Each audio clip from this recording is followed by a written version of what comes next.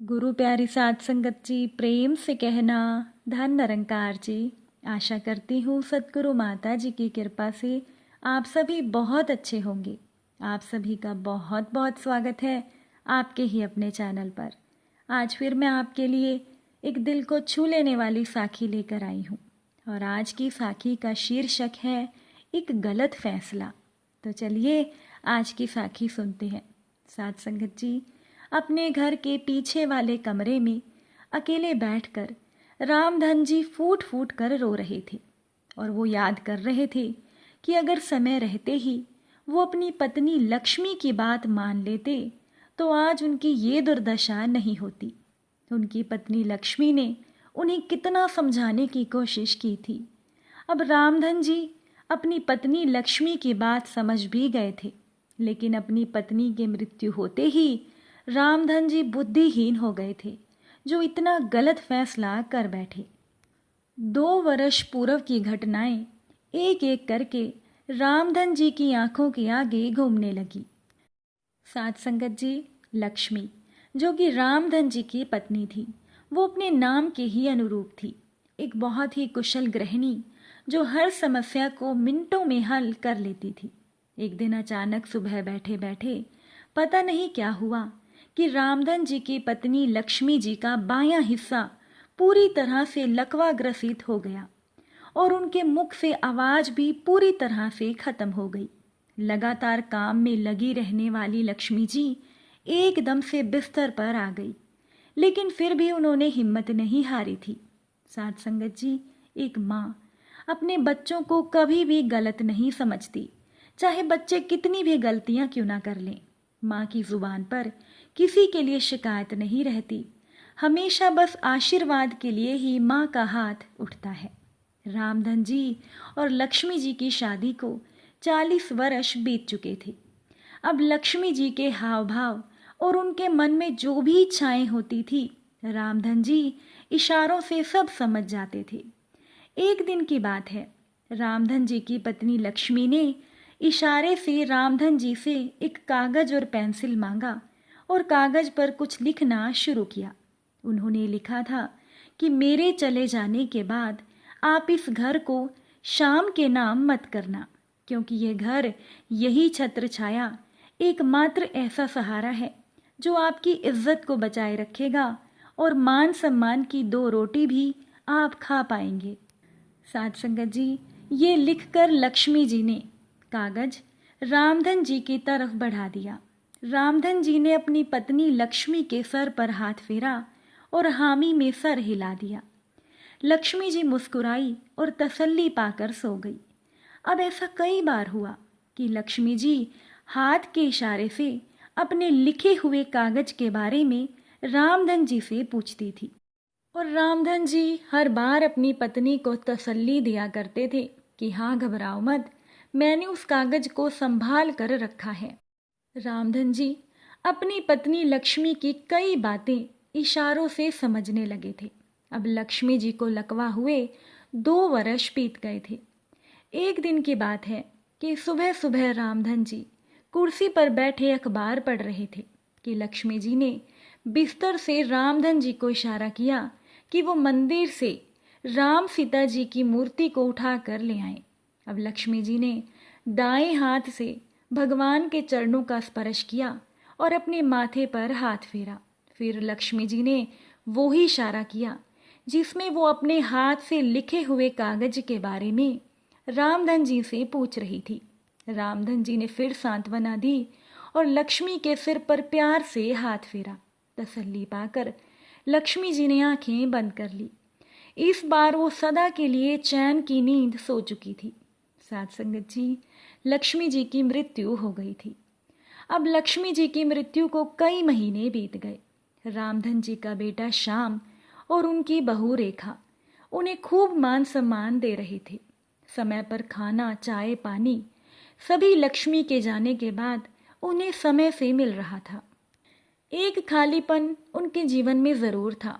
अब होता भी क्यों ना, इतने वर्षों का साथ पल भर में जो खत्म हो गया था, लेकिन मान सम्मान और प्यार बहू बेटे के द्वारा उन्हें पूरा मिलता रहा। एक दिन की बात है कि रामधन जी के बेटे श्याम ने उनसे कहा कि पिताजी, इस घर को थोड़ा सा रेनोवेट करवाना है। और श्याम ने सिफारिश की कि पिताजी, आप जिस कमरे में सोते हैं वो हमारे घर का सबसे बड़ा कमरा है। मैं सोच रहा हूँ कि पहले उसी कमरे को रेनोवेट करवा लेते हैं। आप कुछ दिन के लिए पीछे वाले कमरे में रह लीजिए। रामधन जी बोले कि मगर लक्ष्मी ने तो पीछे वाले कमरे को स्टोर रूम बना रखा है और उसमें तो बहुत सारा सामान भी भरा पड़ा है। रामधन जी की बहू रेखा ने कहा कि नहीं नहीं पिताजी, वो कमरा मैंने खाली करवा दिया है, थोड़े दिन की ही तो बात है, आप मान जाइए। अब समझाने पर रामधन जी मान गए। लक्ष्मी के जाने के बाद उनके बहू बेटे ने उन्हें थोड़ी सी भी तकलीफ नहीं दी थी। अब 40 वर्षों का लक्ष्मी का साथ तो रामधन जी के साथ रहा, लेकिन कभी वो एहसान तले नहीं दबे थे। मगर 2 वर्षों में बेटे बहू से मान सम्मान पाकर मानो रामधन जी के मुंह पर ताला सा पड़ गया था। अब घर रेनोवेट होना शुरू हो गया। रामधन जी भी घूम घूम कर थोड़ा बहुत देख लिया करते थे। एक दिन रामधन जी का बेटा श्याम उनके पास आया और रामधन जी से कहने लगा कि पिताजी, ये सीमेंट और लेबर का बिल है, जरा आप इस पर हस्ताक्षर कर दीजिए। और ये ईंटों का, सीमेंट का और पेंट का बिल है। इस तरह से कई बिलों पर श्याम ने रामधन जी से हस्ताक्षर ले लिए। अब रामधन जी ने सोचा कि बच्चों का पैसा बच रहा था तो रामधन जी को हर्ज ही क्या था। वो खुश थे और खुशी खुशी सब कुछ होता हुआ देख रहे थे। अब इस बात को महीनों बीत गए। उनके कमरे में छुटपुट काम चलता ही रहा। एक दिन की बात है, जब उनका कमरा तैयार हो गया तो रामधन जी ने अपनी बहू रेखा से कहा कि अब मैं अपने कमरे में शिफ्ट हो जाता हूँ। तब इस पर उनकी बहू रेखा ने कहा कि पिताजी, अभी थोड़ा सा काम बचा है। रामधन जी ने कहा कि मुझे तो कुछ भी काम बचा हुआ नहीं दिख रहा। तो उनकी बहू रेखा ने कहा कि आपको क्या पता। रेखा की आवाज में थोड़ी तलखी थी। साथ संगत जी, रामधन जी को अपनी बहू का ये बर्ताव बहुत बुरा लगा और वो बोले कि मुझे अब कोई भी काम वाम नहीं करवाना है, मेरा बिस्तर आज ही मेरे कमरे में डलवाओ। रेखा ने तेजी से रामधन जी को जवाब दिया कि देखते हैं पिताजी। रामधन जी अपनी कुर्सी पर जाकर बैठ गए और अपने बेटे श्याम का इंतजार करने लगे। बहू से हुई उनकी बातचीत उन्हें अच्छी नहीं लग रही थी। अब इस बात को शाम के 5 बज गए। चाय पानी का कोई नामो निशान नहीं था। रामधन जी के सर में दर्द होने लगा था। आज रामधन जी को लक्ष्मी जी के जाने के बाद पहली बार अपमान का एहसास हुआ था। वो अपने आप को कोसने लगे कि उन्होंने अपनी बहू रेखा से बात ही क्यों की। रामधन जी ने सोचा कि उन्हें ये बात अपने बेटे से करनी चाहिए थी। फिर खुद ही रामधन जी अपने आप को तसल्ली देने लगे, क्योंकि वो तो अपनी बहू को अपनी बेटी के जैसा ही समझते थे। रामधन जी ने सोचा कि उन्होंने अपनी बहू रेखा को कहा ही क्या था, बस अपने ही कमरे में शिफ्ट होने की बात ही तो कही थी। रामधन जी अपने आप को तसल्ली देते रहे।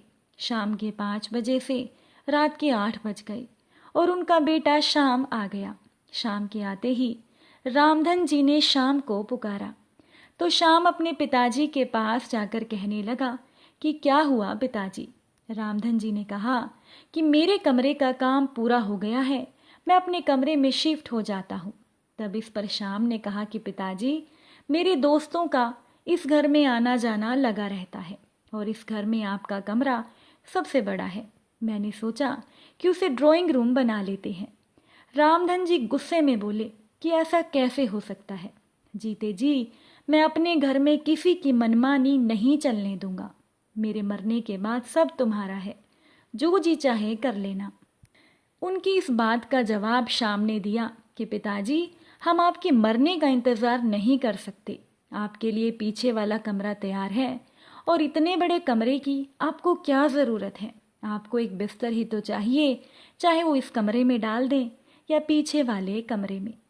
रामधन जी को बहुत गुस्सा आया और वो कहने लगे कि मैं तुम्हें आज ही इस घर से निकाल दूंगा। तब इस पर श्याम ने कहा कि पिताजी, आप ये घर मेरे नाम कर चुके हैं। और रामधन जी का बेटा श्याम ये कहकर बेशर्माई से हंसने लगा। रामधन जी हैरान रह गए और बोले कि कब? मैंने तो कभी ऐसा नहीं किया। श्याम बिना जवाब दिए ही उठकर चला गया। रामधन जी सोच में पड़ गए और सोचने लगे, तो क्या श्याम जो कागजों पर उनसे हस्ताक्षर करवाता था वो बिल के कागज ना होकर घर के ही कागज थे, और श्याम घर को अपने नाम पहले ही करवा चुका था। भूखे प्यासे रामधन जी अपने बिस्तर पर बैठे बैठे रोने लगे। अपनी बुद्धिहीनता में वो सब कुछ गंवा चुके थे। अब उनकी पत्नी लक्ष्मी के द्वारा लिखा कागज उनकी आंखों के सामने घूमने लगा, जिसमें उनकी पत्नी ने लिखा था कि इस घर को अपने बेटे के नाम मत करना। लेकिन साथ संगत जी, कहा जाता है ना कि अब पछताए होत क्या जब चिड़िया चुग गई खेत। अब अपनी नम आंखों से वो पीछे वाले स्टोर रूम में कमरे में पड़े हुए बिस्तर पर जाकर लेट गए। उन्हें ऐसा लग रहा था कि मानो उन्हें एक अंधेरी काल कोठरी में बंदी बना दिया गया हो। साथ संगत जी, छोटे से जंगले से टिमटिमाते तारे, बिल्कुल साफ आसमान, मानो तारा बनी उनकी पत्नी लक्ष्मी उन्हें वहां से सांत्वना देने की कोशिश कर रही हो। अपने बच्चों के द्वारा दिया जाने वाला धोखा रामधन जी की पत्नी लक्ष्मी समय रहते ही पहचान गई थी।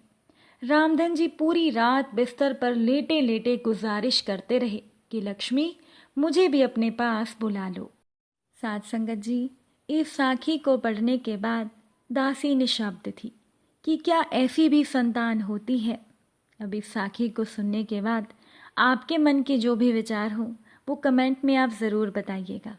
चलिए अब हम सभी मिलकर सिमरन करते हैं। तू ही निरंकार, मैं तेरी शरण हाँ, मैनू बख्श लो।